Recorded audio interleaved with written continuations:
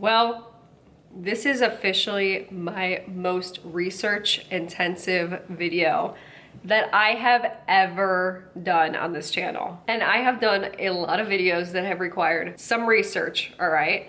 This one is by far the most research intensive. This took me weeks to research. Honestly, I will say this is one of the most fascinating topics that I have ever deep dove ever. And I know that there's gonna be a lot of people that write it off because, you know, that's what people do. They're like, oh, Taylor, it's just Taylor Swift, like, she's just a pop star, like, who cares? Like, this is just a stupid topic. No, okay, do not write off swiftomics, okay? This is the most complex topic, and I had no clue that this was going on. I've been a passive fan of hers forever, since the start of her career, but I didn't know that there were levels to this, okay? For lack of a better term.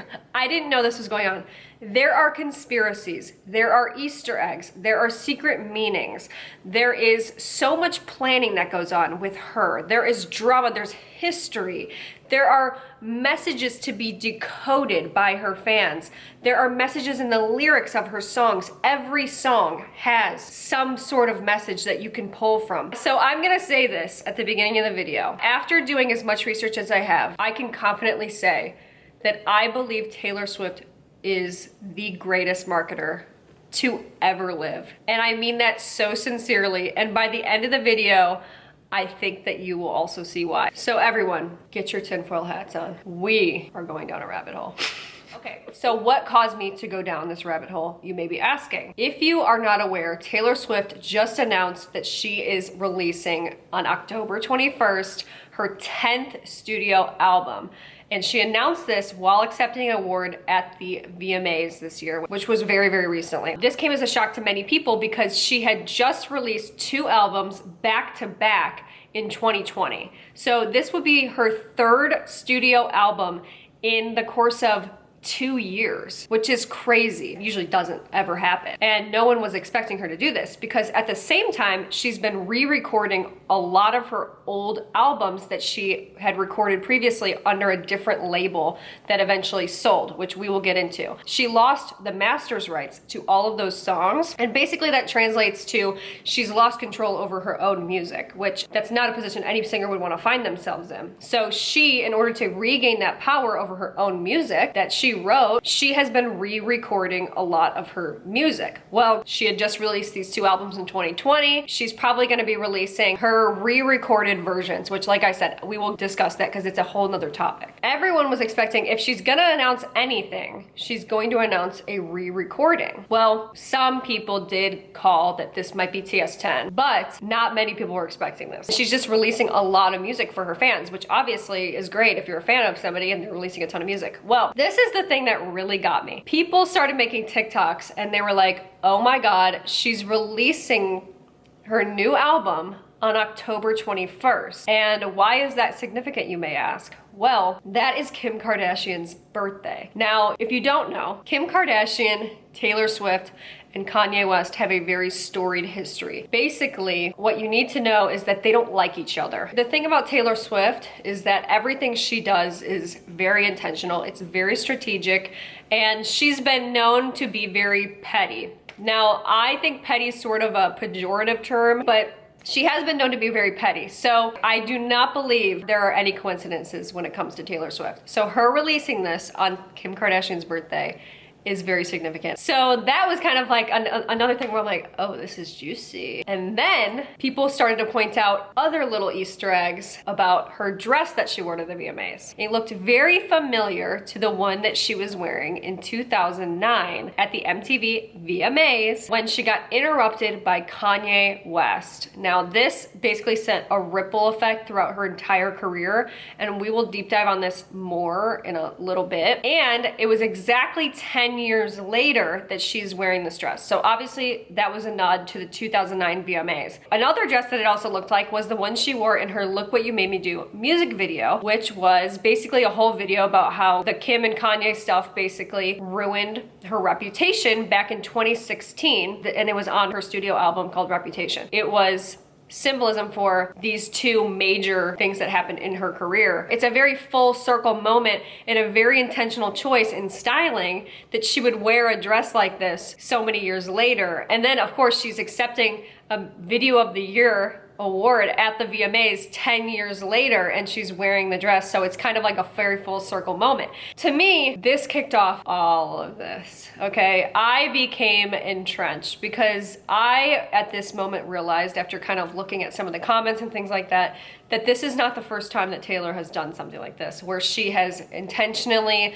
left Easter eggs, she's intentionally worn something, she's intentionally released something on a specific date, and given clues before that she was gonna be doing things like this, and then the floodgates were officially open at that point. So I just wanna tell you what I've learned, okay? Basically, Taylor Swift has done this since the inception of her career. She has left little secret messages hidden in different places. She even did it on her debut album, very first album she ever did. She capitalized certain letters and they spelled out a secret message. If they took each letter, it would spell it out. So she's been doing this her whole career, and now they're fully out of control, where she is dropping Easter eggs in every single video she posts, and her fans are subsequently decoding absolutely every move that she makes, which is in turn creating a ton of super fans. By the way, if you don't know what an Easter egg is, it's basically like similar to finding an Easter egg.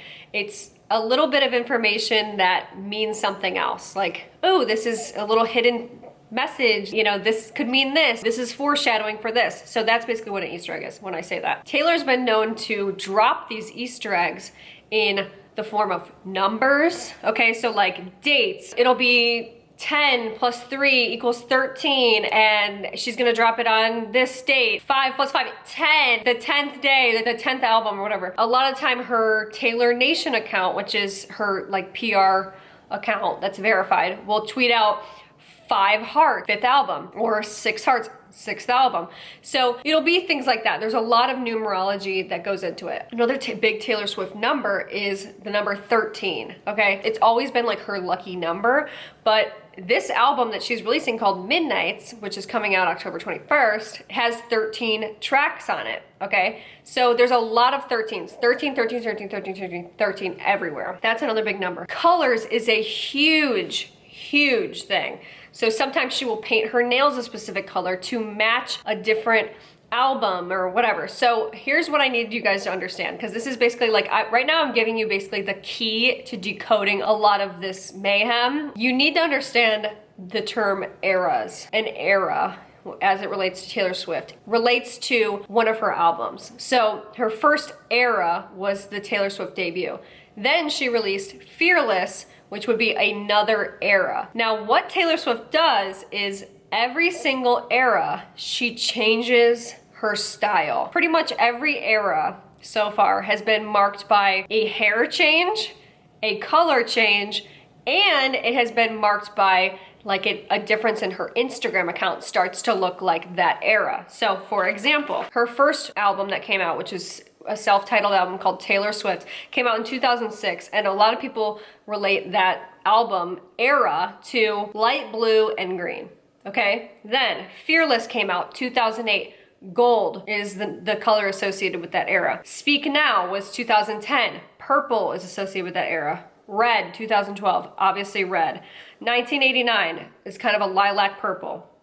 Reputation, 2017, black. Lover, which came out in 2019, pink. Folklore, green. Evermore, brown. And then now Midnights, we're still trying to figure out what the color is, but a lot of people believe it to be sort of like a navy dark midnight blue. Now, why is this important? Well, a lot of decoding these Easter eggs is related to these different colors and these different eras. So sometimes she will wear something from, say, a different era, like red shoes or a red scarf, and that will be an Easter egg, or she'll be hinting at like, oh, something from red, or this is from the red era. There's things like that. Purple, this is from the Speak Now era. This is craziness, but it's just fascinating. So the eras are a really big thing. So when I say, oh, this was the Fearless era, or this was the blue era, or this was the green or gold era, that's what I mean by that. And it's usually always marked by a major style change. And with these style changes, her fandom pretty much changes their style as well to kind of match that same aesthetic. For example, during the 2017 Reputation era, it was a lot of black, it was dark makeup, it was sort of like dark lips, and everybody kind of like did similar stuff to that. And then during Folklore, it was a lot of like woodsy, you know, natural type of thing. A lot of people in her fandom switched over to that as well. So that's kind of one thing that you also need to know. A major thing that you need to know if you're trying to decode any of her messages is that she loves to use symbols. So she will use things like snakes, she'll use things like butterflies to signify, oh, this is a new rebirth or whatever, new ideas, things like that. So there's a lot of symbolism. Another thing Taylor loves is she loves literature and using sort of like classic stories in her songs. She likes to use them as Easter eggs and references and things like that to kind of help get a message across. For example, with her styling, one time she wore a pair of shoes. Photos were taken of her by the paparazzi. Now, to the untrained eye, you would say, oh, she's just wearing like red shoes. No. Someone, a Swiftie, looked up the shoes that she was wearing and saw that they came from like a 2010 runway, you know, collection or something like that. But that was an Easter egg, her 2010 album, for example. So it's things like that where it's so complex that you have to be always on the lookout for what she's doing and what she's wearing. To me, this whole part is fascinating, and I don't know if any other artists today or in history have ever done anything like this for their fandom, where they are so involved and all of their fans are so involved, and they're constantly giving them stuff to think about and to talk to amongst each other about and to try to decode, and just fun little messages to get involved with. So it's a very involved fan base. The thing with Taylor Swift also is that you kind of have to keep an eye if you really want to be involved and you really want to decode stuff. You have to keep an eye on the people in her life that she frequently associates with. So people like Blake Lively and Ryan Reynolds are really good friends of hers. In her video, she had their name written on her shirt. So she's got a lot of friends that will also drop clues on her behalf for us. So for example, in her Folklore album, she used Blake Lively and Ryan Reynolds' kids' names in some of her songs. So people were able to say, oh, that's a connection right there. And that's where that came from. You have to pay attention to them. Blake Lively also directed one of her music videos, so she was dropping hints over on her Instagram. Like, you have to follow every single person associated with her. So there's also, like, for example, her producers that she follows, like, they will sometimes drop hints. The Taylor Nation account is the biggest one that will also drop hints. And I will tell you at the end of this video what some of my theories are, the ones that I have. But there's a ton of stuff related to that. And then she will also drop hints about who she may be collabing with. And that person may also drop Easter eggs on her behalf as well. So sometimes she'll say in an interview, I really love Brendan Urie.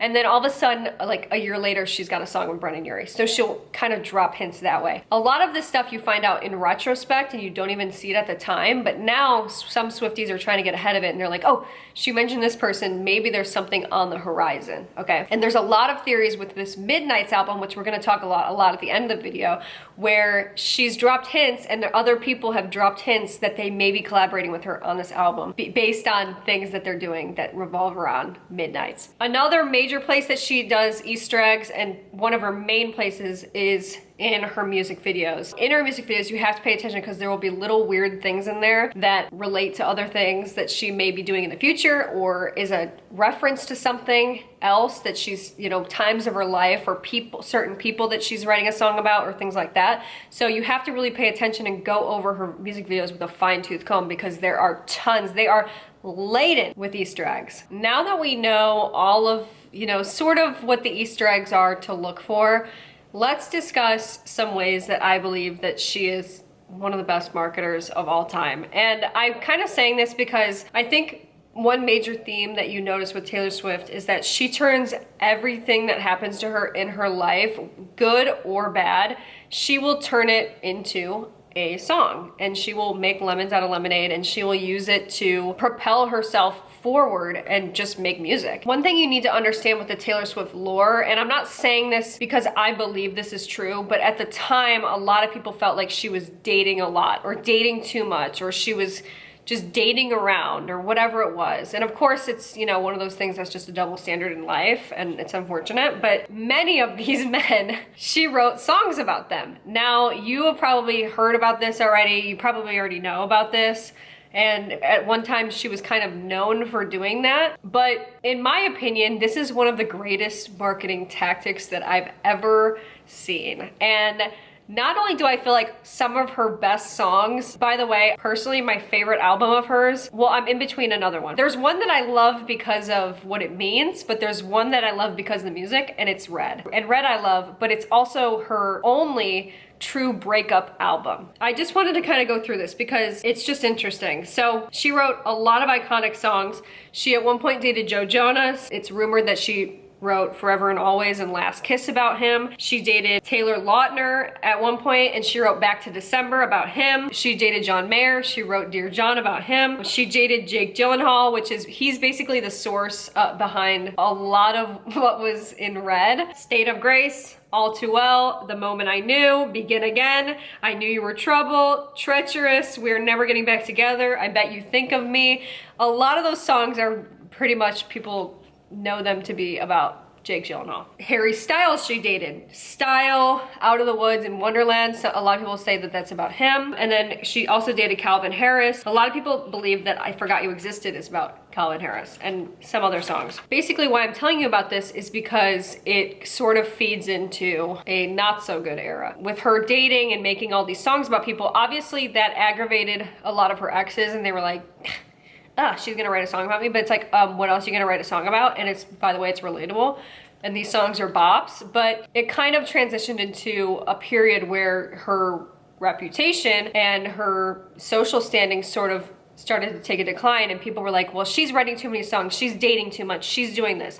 So this brings us to the dark era. Many of you may already be familiar, and I know I discussed it earlier, but September 13th, 2009, Kanye West interrupted a 17-year-old Taylor Swift while she was giving her acceptance speech at the 2009 MTV Video Music Awards. She won Best Female Video for You Belong With Me, and he says, yo, Taylor, I'm really happy for you. I'm gonna let you finish, but Beyonce had one of the best music videos of all time. He was referring to Single Ladies, which won Video of the Year. So no need to get on stage and interrupt a 17-year-old girl. By the way, at the time, everybody thought it was pretty much awful, but it spawned a lot of like memes and things. I think a lot of us can relate and say, oh, that was a really bad thing to do, which, by the way, it had never happened ever before. Somebody getting interrupted like that at an award show during their acceptance speech so rudely. But I feel like for her, it was one of those moments where it's like, she could have either let it defeat her or she could have used it to propel her career. In the same way that she wrote songs about heartbreak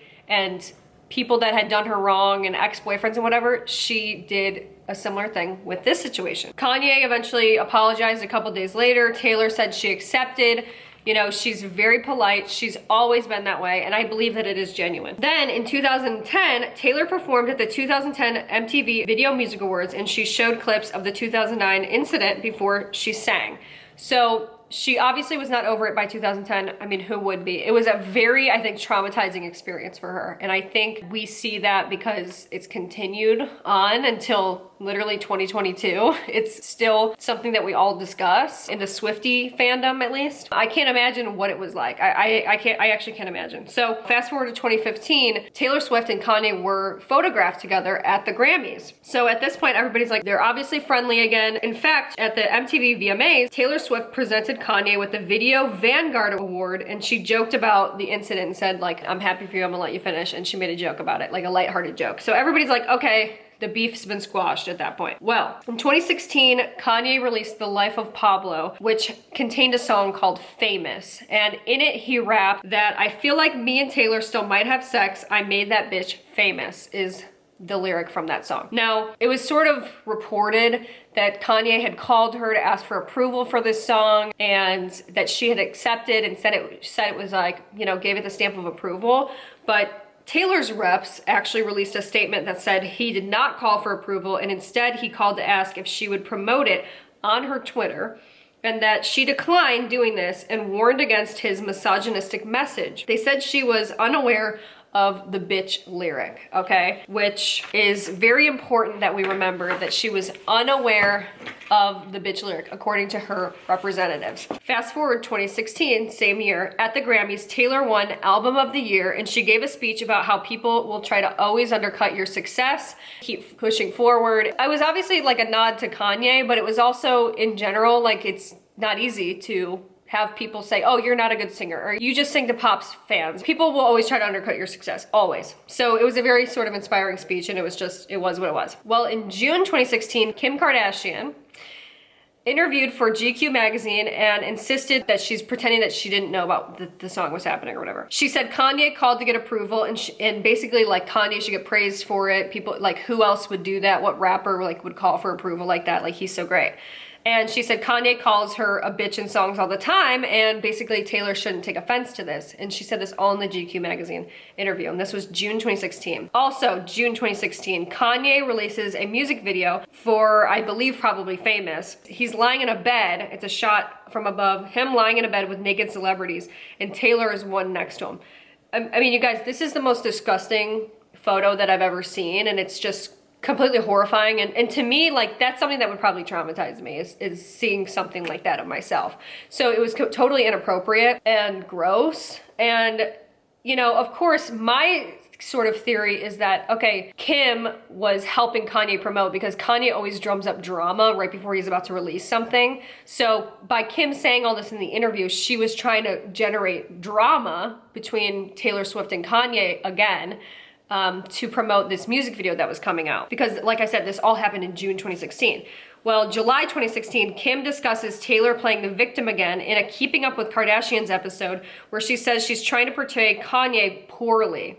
Okay, so that released pretty soon after all of this as well. July 2016, Kim posted a video of the convo between Taylor and Kanye to Snapchat, where Kanye is asking for input on the lyrics, and Taylor says, go with whatever line you think is best. I appreciate you telling me. That's really nice. So basically, everybody at this point is like, oh my God, she knew about it the whole time. She lied, her reps lied. She knew that he was gonna call her a bitch in the song. She approved this song, and she's such a liar, blah, blah, blah. Now, this obviously also came at a time, like I said, where she was sort of falling out of favor because the media was spinning it that she's dating too much and she's writing songs. All she does is write songs about people, even though she's only had one true breakup album. All she does is write songs. She's just this like social climber, and like just uses other people and lies, and she's disingenuous, and she's a snake and stuff like that. That was another thing that Kim did, is she wanted to, you know, everybody to post snake emojis on her stuff. So once again, really traumatizing stuff. So she was really falling out of favor at this point, and when that video got released, it pretty much was devastating to her reputation at that time. And she got majorly canceled at that point, because it was kind of a lot of different things compounding, but the final thing was like this Kim Kardashian's Snapchat post of her giving approval.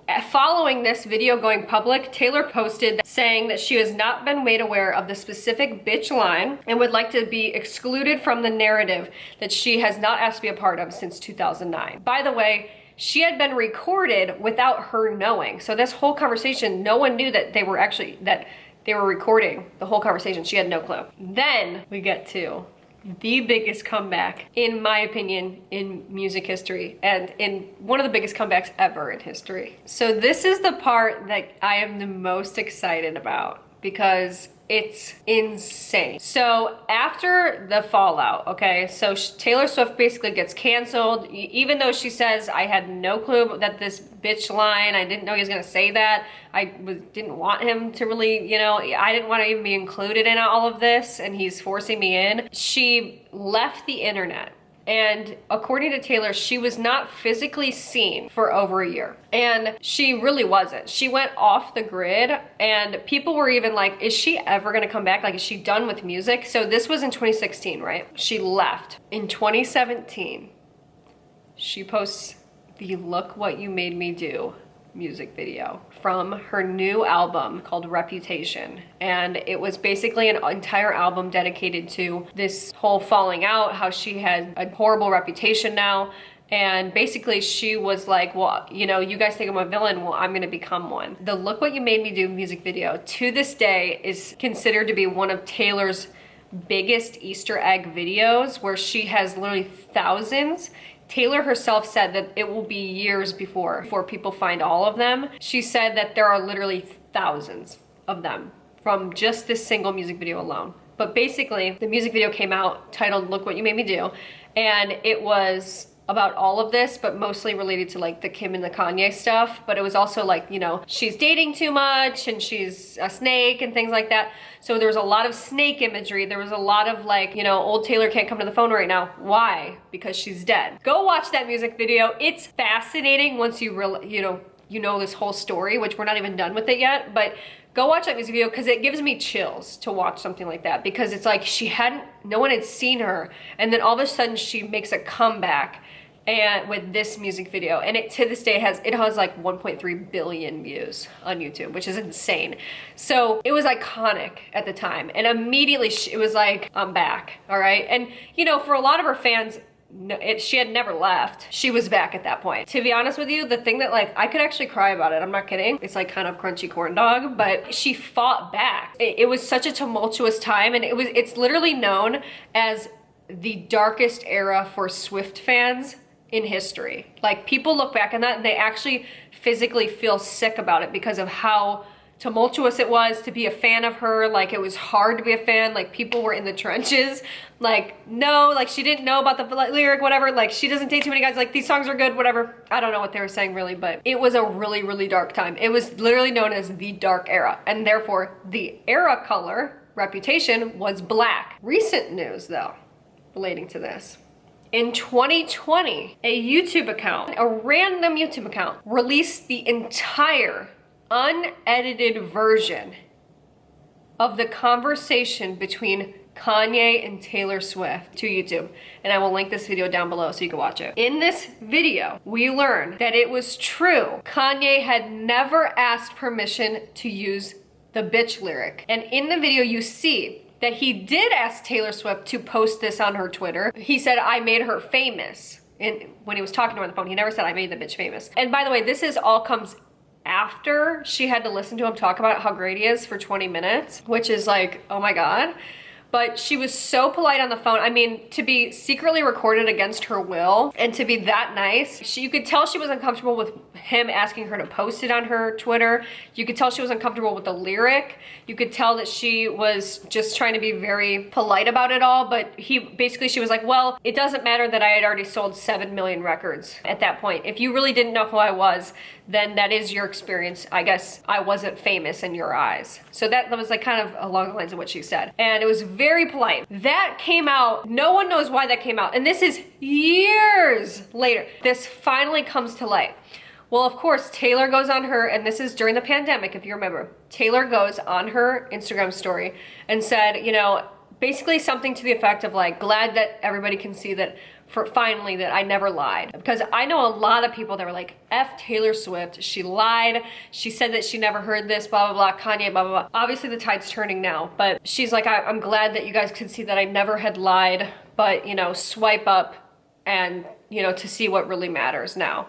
And it was a swipe up link to the World Health Organization so people could donate. She was trying to use that to like, you know, do good or whatever. Well, then Kim Kardashian, who I am not a fan of, just gonna put it out there because it's just weird behavior. I feel like the whole thing with Kim Kardashian, I see her in a totally different light, and it's not a good one. It's very disturbing behavior, like her whole role in this as well, along with Kanye, by the way. He's not innocent either. But, you know, seeing it for what it is now with all of this information out, and then Kim takes to her Twitter and says, oh my gosh, she's once again taking this opportunity to make things about herself. This is such a tired and boring thing. We need to move on. Everyone's bored of this already. She's like, let's focus on what really matters during a pandemic. Basically like saying, oh, Taylor's like trying to make this about herself.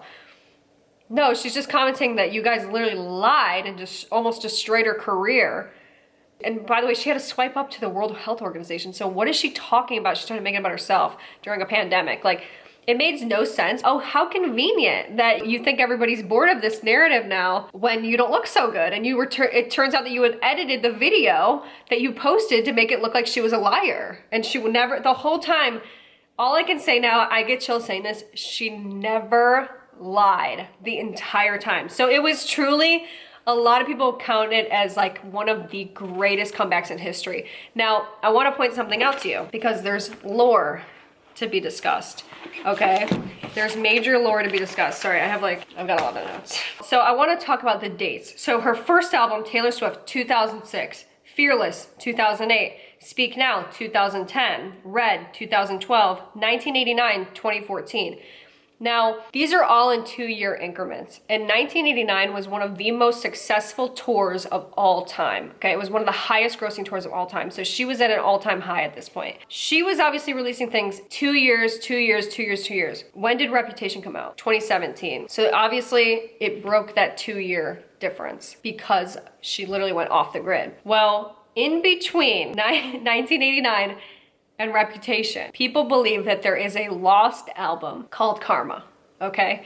And I found this video that I want you guys to watch because it's so entertaining, and it was one of the other things that really brought me into the Taylor Swift lore. It's about the conspiracy related to the forgotten album, Karma. It's recently come to my attention that you weren't aware of the 2016 Bleachella phenomenon. So I made this PowerPoint to explain to you what happened. In 2016, Taylor Swift bleached her hair. She also went to her first and only Coachella. She posted this picture on Instagram and captioned it Bleachella. These are some pictures from the night. This is my personal favorite.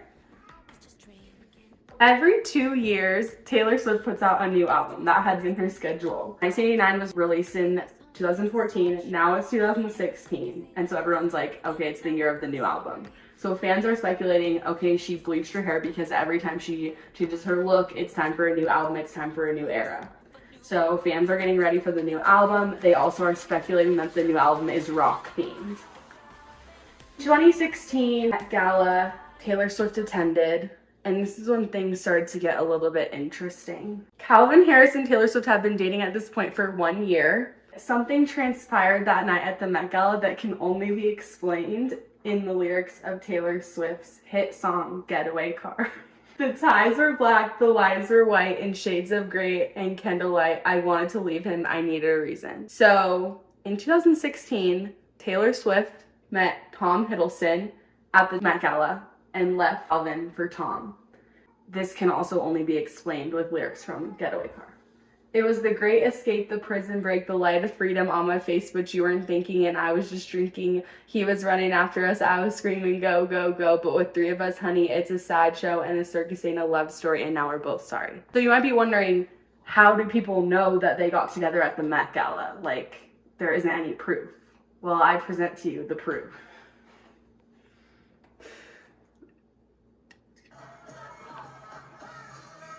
That's Tom and that's Taylor. They dated for 3 months, and something that fans find interesting about Tom is that he photographed wearing this I Love TS shirt. Look What You Made Me Do music video a few years later, all of her backup dancers were wearing that shirt, and she also went along to release that shirt as merch. 3 months later, in September of 2016, Tom and Taylor break up. No one knows why they broke up, but an inside source told Us Weekly that Taylor was the one to break it off. Maybe she loves someone else, which I bring to you. Tom wasn't the only one Taylor met at the Met Gala that night. Cue Joe Alwyn, her now boyfriend. So the same night Taylor left Calvin to be with her rebound, Tom, she was also introduced to Joe. The same night Taylor left Calvin to be with her rebound, Tom, she was also introduced to Joe. This can only be told by reciting lyrics from Taylor's hit song, Dress. Flashback when you met me, your buzz cut, and my hair bleach. Everything's finally right in the world. You think Taylor's happy, but wait, wasn't there supposed to be an album? Karma, the unreleased album. In 2016, Kim Kardashian leaked an edited snippet of a phone call that supposedly took place between Taylor and Kanye West about his song Famous. That led to Taylor receiving so much hate that it forced her to disappear, and in her own words, no one physically saw her for a year. Apparently, Karma was going to be planned for fall of 2016 to be released. But when everything went down that summer, it was scrapped. She didn't come back till Reputation. But how do we know that Karma exists? She's never said it. No one said it. So how do we know the name of the album? How do we know it's going to be a rock album? I present to you the evidence. In The Man, the music video, all of her albums are written on this wall. And what's right there? Karma. Right between 1989 and Reputation. Why would the word karma be with all of her albums? More evidence. In 73 Questions with Vogue, they said, what do you think is an important life lesson for someone to learn? She said, and looked right into the camera and said, that karma is real. More evidence. In the Look What You Made Me Do music video, Taylor's in an orange dress, and the color scheme was going to be orange. She's in a cage, as though the arrow was trapped somewhere and unable to be released. More evidence. In the Look What You Made Me Do music video, Taylor's sawing off the wing of a plane. What does the wing say? TS6. Karma was supposed to be her 6th studio album. Why would she be sawing off something that says TS6? More evidence. The Look What You Made Me Do lyric. All I think about is karma. Will the album ever be released? Fans have speculated that she will release this as a re-record, or as her 10th studio album, Taylor Swift 10. But maybe it will never see the light of day. Now, I'm opening this up for questions. What do you think was on the lost album, Karma? Do you think it will ever be released? Thank you. Many people theorize that Reputation was not meant to come out. It was supposed to be this Karma album, but because of, maybe it just wasn't a good time to have the Karma album come out, related to her reputation and things like that. Maybe they think that it just got scrapped because there's a lot of clues, obviously, to Karma. That's kind of one of the lost albums. Now, there's a couple of lost albums that we must discuss, and I will bring up another one in a little bit. That's another whole conspiracy that people believe, and the Karma stuff actually relates to the Midnight's album, which we'll discuss, like I said, at the end. Don't worry, we're gonna discuss it. Okay, so the next topic I want to discuss in this is related to Taylor Swift re-recording her albums. Now, this is one of the biggest moments in swiftomics history because it showcases, similar to the way she's, writing music about her exes and about these horrible things that have happened in her life, and just sort of a lot of music coming from just sheer pain and anguish. She had something else happen, which is her music was, in my opinion, stolen. You may have a different opinion on this. My personal opinion as a Swiftie is that her music was stolen from her. Okay, her first 6 albums, up until Reputation, okay, in 2017, were recorded at Big Machine Records, which the Big Machine Records CEO, his name is Scott Borchetta. In 2019, Big Machine sold to Scooter Braun and his investor group for $300 million, okay? And with that were all of Taylor Swift's 6 first albums and the master's rights to all of those because they were under that label. Now, this made Scooter Braun the new owner of all of Taylor Swift's masters of those first 6 albums. So obviously this is not very good because at this point, Taylor loses the rights to her own music. To me, if you have to look at it from her perspective, like, you wrote all of these songs yourself and now you don't even own them. Like, I understand that there's business, but there's also just principles in life. And if you look at it from Taylor's perspective, it's like, would you want your music to be in the hands of somebody else who didn't even give you the opportunity to buy your own music? She was going to buy her own music back, and nobody ever gave her opportunity to do so. This obviously gets worse. In 2019, Taylor came out with a Tumblr post. She was so fed up, and basically she alleged that Scott and Scooter were not allowing her to play her own songs at the AMAs, where she was receiving a lifetime award for Artist of the Decade. It was a huge honor, and they weren't even allowing her to play the songs that helped her win this award. Didn't make any sense. And as we know, Taylor does not lie, in my opinion. She's prove that she does not lie about these things. She's very honest because she has to be, and she knows that there's legal ramifications if she's not. They also allegedly declined to let her use any of her music in the documentary of her career, which is on Netflix, called Miss Americana. So basically they weren't allowing her to use any of her music and play it at the AMAs. So it's like, obviously that's gonna frustrate you, and this is another reason why it's like she wants her own music. Basically then at this point, Big Machine and whoever owned her music at the time released a statement claiming the narrative was untrue. Taylor actually owed them millions of dollars. Trust me, I think they would have got those millions of dollars from her if that were really true. Basically after that, then Taylor's team released a statement of their own saying that they denied she played her old music and that they owed her actually, in fact, exactly $7.9 million in royalties. So it was a very ugly situation that was happening, and this is like quite recently. Then finally, after all this like ugliness and weirdness, Taylor finally was given the green light to play her music at the AMAs. And in response to this, she wore an oversized men's button-down work shirt, sort of like bureaucratic red tape sort of thing, like a nod to that. On this work shirt, she wrote the names of her albums in a jail font that had been basically stolen from her. The background behind her was a reference to the Big Machine logo. So all of it was like in itself an Easter egg. And this whole performance where she's receiving Artist of the Decade, she's doing this whole big shady performance, At this point, Scott allegedly tried to get Taylor to sign an NDA stating that she would never speak negatively of him again and that she wouldn't re-record her old songs. Of course, she declined this and she began to re-record as soon as she was able to. Taylor found a loophole because she is the original artist of those songs, right? And because she's original artist, yes, she does not have the master's rights anymore to these songs, but she had the publishing rights.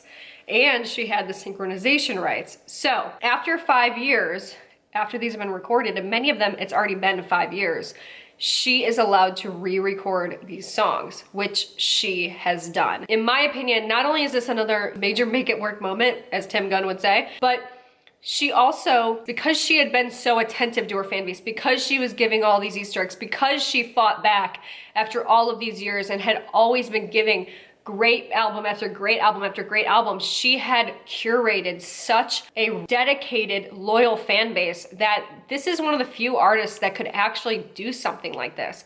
I mean, obviously you could argue that, but she turned this into something even bigger and better than what it was. So she began re-recording all of her music. So she re-recorded Fearless, which came out in 2008, re-recorded that, and now everything is under Fearless Taylor's version. Now, you may be asking, does Taylor Swift still get profit from old songs and old stuff that's on Spotify? The answer is yes. She doesn't get all of it, but to Taylor, everything rests in the masters and owning of the masters, owning her own songs. And basically every Swiftie fan knows that you only stream Taylor's versions of the songs. Now, in some cases she hasn't re-recorded them yet, but for example, Red and Fearless are already out. So we only listen to Red and Fearless, Taylor's version, and we don't listen to like the old ones. Do you know what I'm saying? When she re-recorded these though, to make them so they actually had something in it like more than the original had, she added vault tracks to them. So she added all new tracks to these re-records, unreleased songs. It was really cool, and it gave people like that extra incentive to buy the new version of the album. This is why I call it swiftomics, because it created an entire new way to re-advertise her old music. And basically some of the fans that were not around in the earlier days, the debut Fearless Speak Now days, got to relive these eras with her. And she did all this press for them, created a really unique opportunity to re-release all these and create new fans and have people be invested and feel like they're a part of something again. So it was really, really cool to tell you this. Eventually Scooter Braun sold in 2020 to Shamrock Holdings, and he sold it for $400 million. So literally took the $300 million and made $100 million in only 1 year. And once again, didn't offer, I don't know if he offered Taylor to buy this or not, but I don't believe that he did offer her any opportunity to buy these songs back or whatever it was. Obviously he wanted to sell because it's like she went and made a big point, like, I'm gonna go re-record all my stuff and F you. Here's another thing, okay? This is another Easter egg, but this is like, once again, turning a really awful situation, turning it into music. I saw this on the 13 podcast and it was from one of their viewers named Kimberly. I think this is one of the most fascinating things ever, so I'm gonna play that clip right now. So listen to this. So the song itself is about her stolen lullabies, right? Which is something we hear her say later about her stolen records. So this first course, every single line of it could reference a different album that was stolen. So I didn't have it in myself to go with Grace, State of Grace, Red, right? Okay, yeah. You're the hero flying around saving face. On Speak Now, she has a song called Superman, Heroes Flying Around, okay? If I'm dead to you, why are you at the wake? A la, look what you made me do, the old Taylor Reputation. Cursing my name, this is the one that got me. Cursing my name, like in The Way I Loved You from Fearless. It's 2 a.m. and I'm cursing your name. Wishing I Stayed, in reference to All You Had to Do Was Stay from 1989. Look at how my tears ricochet, instead of look at how my tears drops are falling on my guitar. Oh, wow. From Debut. Oh my Wow. goodness, Kimberly. So I want to discuss with you now the Folklore and Evermore albums that came out in 2020. No one saw these coming, and everybody understands them to be albums that were born out of isolation, like out of the COVID, the pandemic, and things like that. They had a very woodsy, outdoorsy, like isolated vibe to them. It had a complete era shift, but they are considered to be like sister albums, and they came out both in 2020, one right after the other. And people love these albums, by the way, and there's a lot of great songs. You'll probably recognize because a lot of people play the August song on TikTok, so it's really popular right now. Basically, I wanted to tell you about the Folklore Triangle because it's fascinating, and it's just another thing where it's like, man, being a Taylor Swift fan, you have to be on it, man. Like, you have to really understand. I can see why there's a college course being dedicated to all this, because it's just, there's a lot going on. But Taylor Swift said in an interview that in folklore, there are a lot of different storylines going on, and there's Easter eggs in the lyrics. Now, Folklore and Evermore were the first sort of departures from her writing about her own life and own experiences, and they were truly not really about her as much anymore, which I think actually earned her a lot of respect, which I think is dumb, by the way, because she already had my respect. Like, she can write about boys all day long and breakups and dumb, you know, quote unquote dumb things, but it's good music. Like, it's hard to make a bop, you know? But, you know, I think a lot of people started to gain respect for her, and a lot of people, if you did not know this already, consider her to be pretty much the best songwriter ever, which could be controversial, but she really is. And I think this kind of plays into that and would be supporting evidence in that. So in Folklore, people discovered once Folklore came out that there was a love triangle happening. And they learned this when you were listening to the songs. Now, the Folklore Triangle is something that I could literally do a dissertation about. It's interesting. I don't know. I love this stuff, guys. It's like so fascinating, like to even think to do something like this. So she basically created this whole story within her music and within an album. And it's just all these, all right. So basically, there are 4 main characters in the love triangle: James, Betty, Inez, which, by the way, those are the 3 names of Blake Lively and Ryan Reynolds' 3 kids, and Augustine, okay? Now, the song Betty from Folklore is co-written, by the way, by William Bowery, who we later discovered is a pen name for Joe Alwyn, which is her current boyfriend, who she's been with since like 2016. They've been together a really long time. So he wrote under like a fake name, which was William Bowery. The song Betty is from James's perspective, and basically he talks about this love affair that he has with this unnamed person, and who we later find out who that is. And he kind of is talking about like he wants Betty back, he remembers great times in her cardigan, and different things like that. Cardigan, the song Cardigan, it's from Betty's perspective, but 20 years later. So this is around like a teenage romance, but now it's 20 years later and she's looking back on like this teen love. She discusses the lost young love, and that the cardigan still bears the scent of lost 20 years later. Now, in Betty, James referenced this cardigan, so that's how we know who he's talking about. And basically left a mark on her, but she came out the other side, and like you kind of understand that how she was feeling back then, but like now she's got a little bit more perspective and she's fine, and she kind of came out okay from the whole situation, but she was heartbroken back at the time because he got involved with another woman. How do we know this? In the song August, which is one of my favorite songs, and it's probably my favorite song off of Folklore. Go listen to it. Stream Folklore right now. It's from Augustine's perspective, okay? And by the way, in the song Betty, he references that Betty probably heard a rumor from Inez. Inez is obviously Blake Lively's kid. Inez is basically, she's like spreading rumors, or she's spreading what she saw. So August is from Augustine's perspective. Nobody really knows if that's like her real name, but it's from Augustine's perspective, and she describes the love affair as like a brief summer thing. James was technically Betty's boyfriend or whatever it was. You'll know from the lyrics, August slipped away into a moment in time because it was never mine. It was never mine. That's how we find out she was the other woman. She said, meet me behind the mall. It's a reference to like a teenage romance, like in teenage romances, you know, you do things like that. You meet behind a mall, you meet at the movies, whatever. And then there's another reference, you weren't mine to lose, is another lyric from that song. So anyway, it's like this whole love triangle that gets unraveled when you start to really decode the lyrics. And that's kind of the hallmark of a Taylor Swift song, is all of her fans are desperate to decode it and understand it to its fullest meaning and really get to the root of it. And that's what's happened with every single song that she writes, is we all start, I'm starting to say we now, because it's true, I'm doing this too, and I'm surprising myself, but basically everybody, once a song comes out, we all look and we're like, okay, where is this from? Where is this from? And you can kind of decipher it that way. So it's just interesting. So I had to tell you about that. But there's another lost album that we must discuss. It's Now or Never, guys. We must discuss the second lost album. Supposedly, a lot of people believe that there is a lost album, which was supposed to be the third of a trio. Folklore, Evermore, and then Woodveil. Now I'm gonna play another video from one of my favorite T Swift accounts, fan accounts, and she's gonna explain what Woodveil was and is, okay? It's recently come to my attention that you weren't aware of the woodveil conspiracy theory of 2020.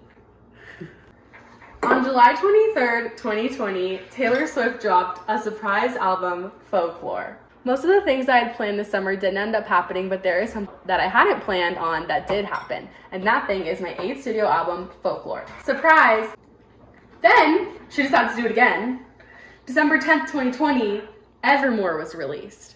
The sister to Folklore. So very stressful, but then people loved both the albums. Everyone was very overwhelmed, but at peace. Another album? Fans think there's a third surprise album called Woodveil that was written at the same time as Folklore and Evermore. They waited every Thursday by the phone because they knew Woodveil was. Why do they think this? Taylor's never even said the word Woodveil. She's never advertised Folklore or Evermore, so why would she advertise this one? Well, let me present to you the evidence. This is the #1 piece of evidence that we have that Woodveil exists. On Folklore's album cover, in the top right-hand corner, it literally says the word Woodveil. More evidence. The merch. On Taylor's website, taylorswift.com, she released merch for Evermore and Folklore, but everything came in 3s. If it was 2 albums, why wouldn't she just release 2 things? 3 scrunchies, 3 cardigans. This is the Folklore cardigan. The Evermore cardigan is this one, but what the heck is this cardigan? More evidence. On Spotify, if you search the word Woodveil, Taylor Swift comes up. More evidence! The Lakes. The song The Lakes is the bonus track on Folklore. It's based on a district in England that Taylor visits a lot, and she said she's always wants to retire there and own a house there. Woodveil is the name of a property in the Lakes district that had just been sold at the time of the album's coming out. Did Taylor buy that house? Guess we'll never know. More evidence. Geography. Late November 13 is a user on Twitter, and they found that 3 locations in Pennsylvania made a triangle. Reading, which is where Taylor's from, Woodveil, and Bradford, which is where Taylor's family is from. Why do triangles matter? Folklore and Evermore are all about triangles, but that is for another PowerPoint. More evidence. Taylor said she wrote 50 songs during quarantine. Right here, she says it. That's not all the tracks on Folklore and Evermore. There's still like 16 songs that are unnamed. More evidence. Emojis. She uses a certain number of emojis in her Instagram caption. With Fearless, she used 2 emojis in all of her posts because it was her second studio album. In this one, she always used 3 emojis. Why would she use 3 emojis if there's only 2 albums? In December of 2020, Taylor went on Jimmy Kimmel and debunked the theory. I'll just read this to you. This takes a bit of explanation. I tend to be sort of annoyingly secret agent about dropping clues and hints and Easter eggs. It's very annoying, but it's fun for fans and it's fun for me because they get to pick up on things and they'll notice lots of things in music videos or photos or whatever. And then sometimes I take it too far and I make a mistake. She said that when she was creating Folklore, she used the title Woodveil with her team and with her friends and family because she didn't want anyone to know the actual name of the album. And it worked because Folklore had the same number of letters as woodveil, so they could put woodveil on every single item of merch and it would look exactly how it would if Folklore was written on that. And she said they forgot to take it off the Folklore album cover. And just fun fact, Evermore's code name was November. And then she made a joke out of it and released a woodveil merch collection. Now we'll open this up for questions. Was there ever really an album named Woodveil? Why was Woodveil still on the album art? Wouldn't her team have noticed that? Will Woodveil ever see the light of day? Thank you. And good night. So yes, I do believe that there was another album that was supposed to be part of Folklore Evermore, and now this. Now, this kind of leads me into my final topic, which is what brought me here, which is the Midnight's 10th studio album, TS10, and all that comes with Midnight's. I cannot watch a single another conspiracy about this or I'm gonna go crazy because I've watched them all, okay? If you have posted on TikTok a Midnight's conspiracy theory, I've watched it, just so you know. And I want to discuss with you, because there are thousands right now, I just want to discuss with you what I believe to be valid. I want to discuss a couple of my own conspiracies because I'm entering my hat in the ring. Basically, let's just get on with it, okay? So, as I mentioned to you before, one of the biggest things denoting this album, and one of the, like already, is the VMAs dress. Obviously, there was a nod to the 2009 VMAs, there was the nod to the Look What You Made Me Do music video, and then finally there was this dress. So that's the first that we've seen of the Midnight's era, truly confirmed. Now, whenever she announces a new era is coming and a new album is coming, everything at that point becomes part of the lore of that era. So now, right now, we're in the phase of trying to figure out what is the vibe of this era. Now, when people saw her VMAs dress and they saw her after party dress, which was gaga gorgeous, we all were like, oh, this is very glam, right? Well, things have happened since then, which kind of lead me to believe that that's not necessarily true. She released 4 special edition vinyls. There's a jade green, there's like a mustardy yellow, there's a mahogany sort of like maroonish color, and then there's like this moonstone gemstone blue color. They're all very pretty. But with these came alternate album covers, okay? Which people have gotten vibes from, that it's like 60s, 70s. Now, I personally believe that she's going for like a 60s or 70s vibe style, and that's gonna be the look of the new era. Instantly, I think of, and if you're, you know, in the makeup world, I think of the Subculture palette by Anastasia Beverly Hills. Literally so 70s it hurts, and it's too bad the formula isn't any better, but it makes me think of something like that. So very 70s, 60s vibes. Now, a lot of people theorize, we've seen glimpses of what this next era could be like and look like for Taylor in some of her Vogue photo shoots, one specifically from 2019. We've seen a couple of her looks where she's doing sort of like a grungy, you know, glam look, okay, which is gorgeous. So I need to start ordering some 70s stuff today, okay, adding to my Amazon cart. So I believe it's gonna be 60s or 70s theme. There's other people that are like, oh, it's gonna be a 90s theme, it's gonna be a grungy, indie grunge, whatever.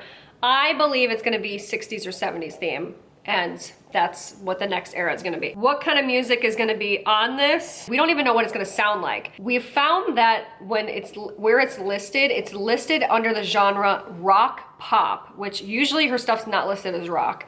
So we're kind of like, oh, that's a little different. Like, this might be really different. So I believe personally that, you know, Taylor has mentioned several times that she really likes Stevie Nicks, and this has also been rumored to be her most collaborative album to date.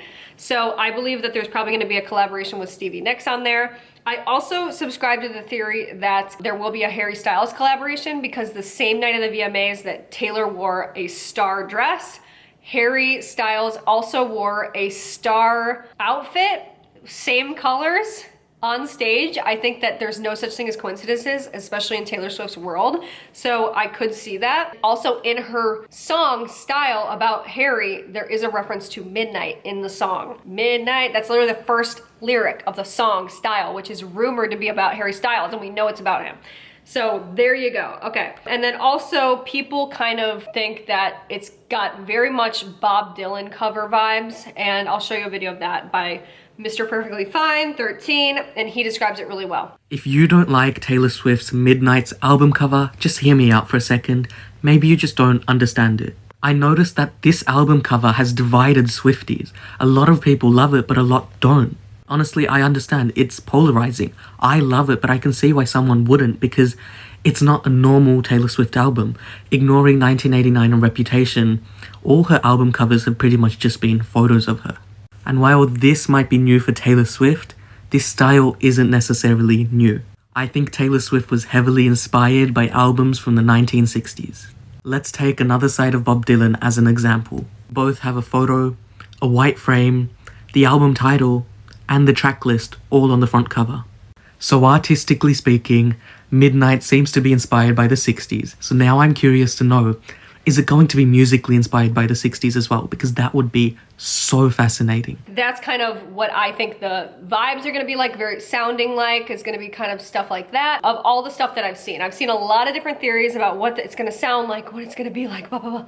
I think that's what it's gonna sound like, is like a very, you know, still Taylor, like really good, you know, pop and stuff like that, but also some rock. Like, Style is very much like got that electric kind of rock style, like, which I love. That Style is one of my favorite songs. There's also, the clocks have been changed on Spotify. If you go to any of Taylor's songs that are, you know, songs that she actually owns on Spotify, all of the backgrounds have been changed of those songs to clocks to match the Midnight's release, okay? On these clocks, the numbers, I believe, correspond to the colors of the special edition vinyls, which is jade green, mustard yellow, the like reddish mahogany color, and then there's the blue.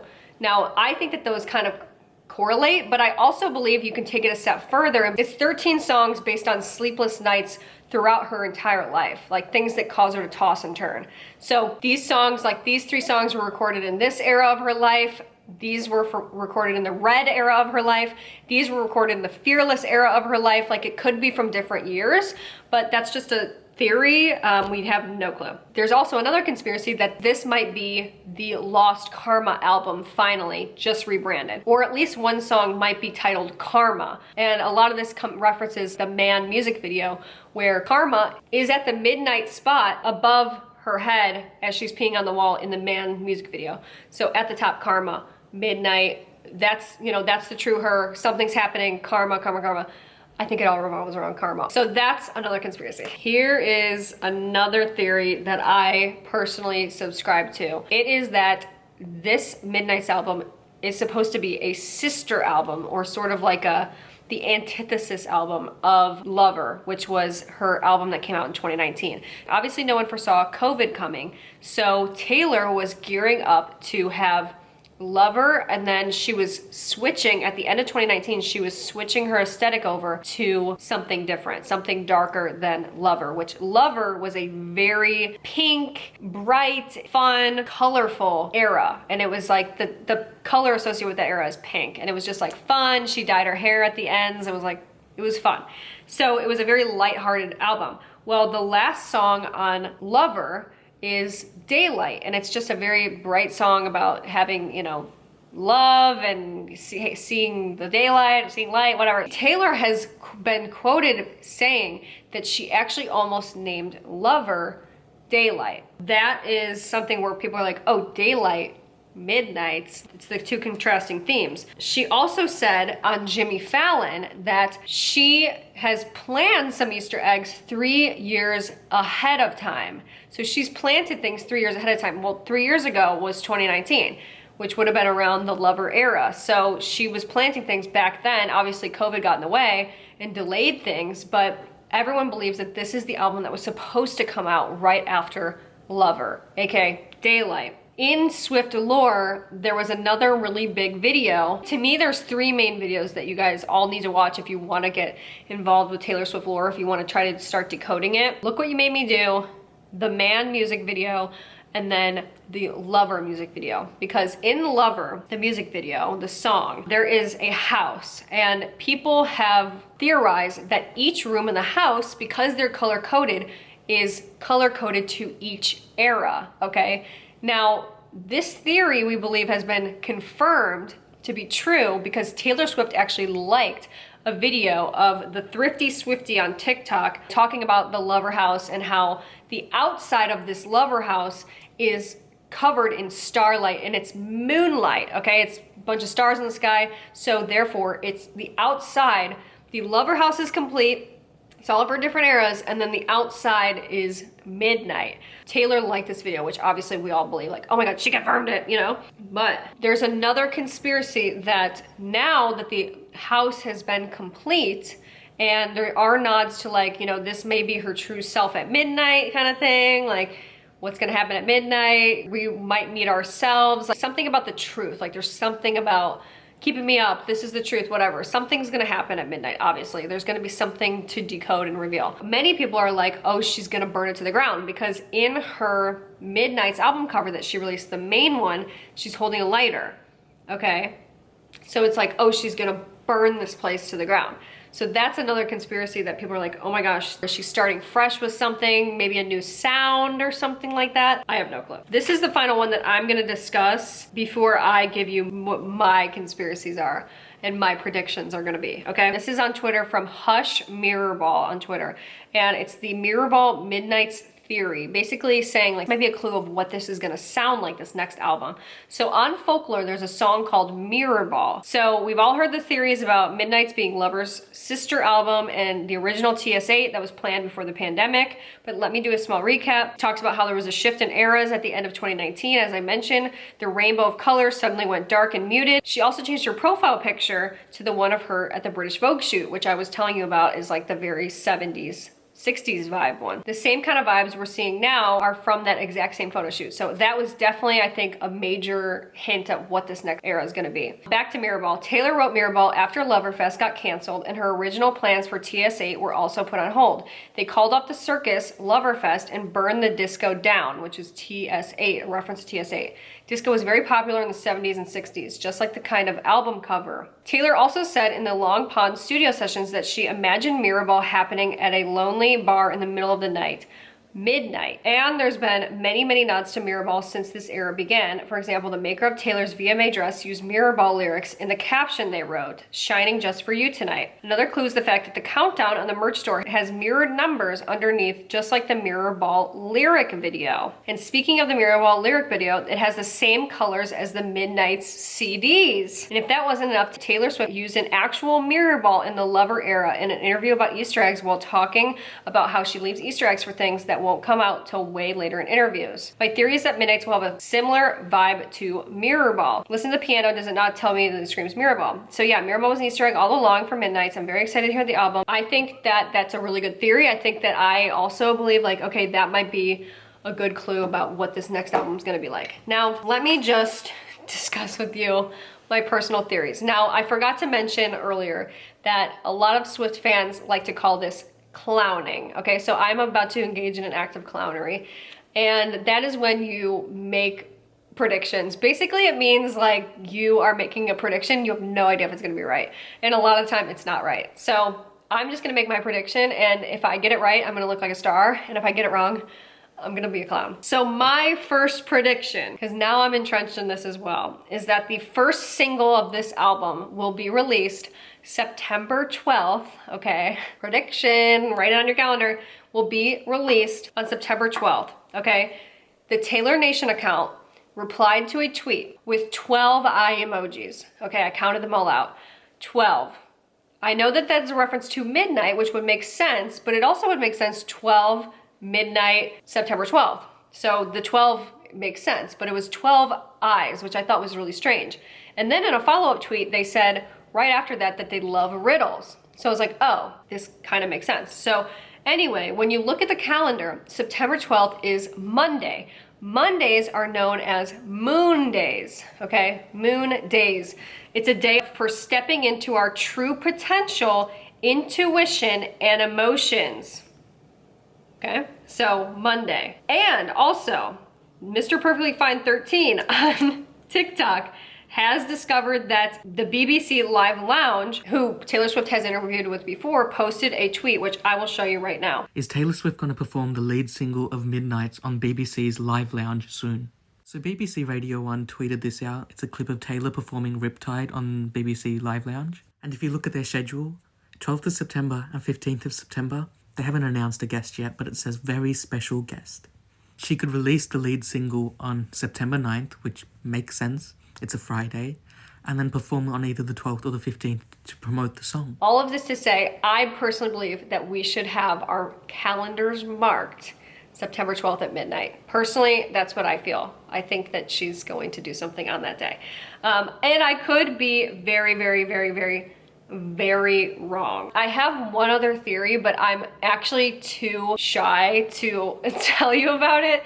So all I'm gonna say is that I think that there might be a relation to John Lennon and his song Instant Karma. And that's all I'm gonna say. I did some major digging last night. I was pulling my hair out and like, I went down a rabbit hole, okay? And I also think there might be a relation to apples, which has been going around. And all I'm gonna say is, I think that that's maybe where it leads. I'm not gonna say any more than that because I really don't wanna look stupid. It's one of my worst fears. So, okay. All I can say though is that I'm very excited for this album to come out and I'm really just looking forward to all of it. It's very exciting and it's exciting to be a Swift fan. Now, one more thing that I wanted to mention. Another thing that Taylor Swift does that I did not mention, I don't know if she's gonna do it again. It's a very crazy element of her fandom that you do not see in any other fandom, I'm pretty sure. But Taylor Swift used to host secret sessions. They were called secret sessions, okay?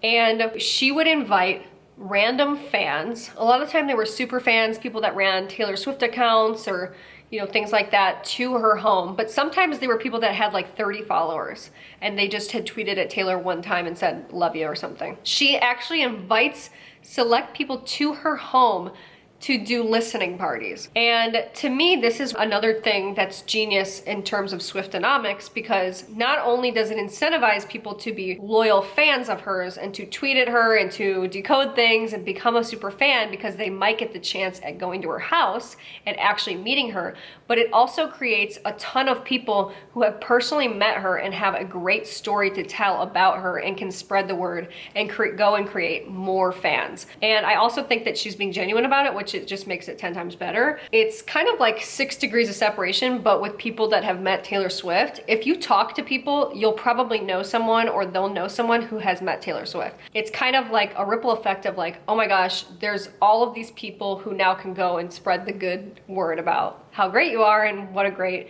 experience they had. And like, it's just a really great way to do business. Like, it just further proves she's a genius. She really is a genius and she's just doing things the right way, and it's just insane. Like, it's just a really rewarding, I think, fan base to be a part of. Not blowing smoke up her ass, I'm being honest, because I actually know someone who went to my high school and was on my high school soccer team, and she got invited to Taylor's house, I believe in Nashville, and got to go to a secret session. I'm gonna link her because she actually created, back in the day, during the dark eras, she was a Taylor Swift fan through and through, and she actually created artwork of Taylor Swift that Taylor found from Tumblr.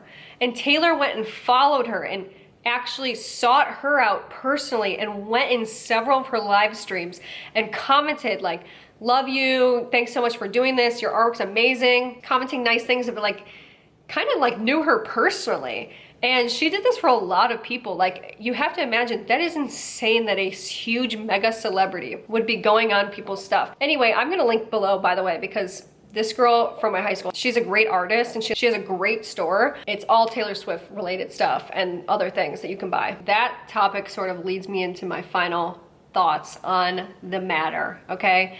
And basically, I think that without sounding crunchy corn dog, I think that there's a lot we can learn from Taylor, and whether that be business-wise, marketing, turning lemons into lemonade, you know, the way we talk to people when we don't know if there's somebody listening. I think that there's a lot of life lessons here. You know, there's a lot of her that is relatable, and there's a lot of her that is the truth.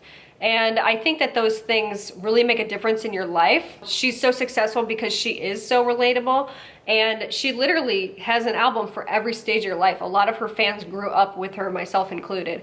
And you know, those albums took us through and they related to every stage of her life. Even though she's a pop star who literally was homeschooled, like only attended like half a year of her freshman year, somehow they're all still relatable and down to earth songs, and they're all self-written. There's so much of her that is self-made and a great representation for women, especially, and creating your own success, which I think is just great. I have a total respect for her, especially after watching this. I mean, I get chills thinking about the Reputation era. That's personally, you know, to say what my favorite album is, I think I would have to be Reputation, only because of what it symbolizes and the way she fought back. I feel like it's inspiring to anybody that looks back at that story and is like, you know, saw how she was being portrayed and what the truth is now. It's really crazy. So anyway, I just wanted to say that this was an absolutely wild video to research for. This fandom is absolutely wild, and I hope you found this interesting because it is an entire rabbit hole, and it just keeps going. There are many things that I couldn't even get to in this video because it would have been 5 hours long, pretty much. But yeah, anyway, I hope that you guys enjoyed this video. Please leave a like if you did. It's free, okay? It's free. I do a lot of these kind of videos where I deep dive different topics, commentary. So I hope you guys subscribe.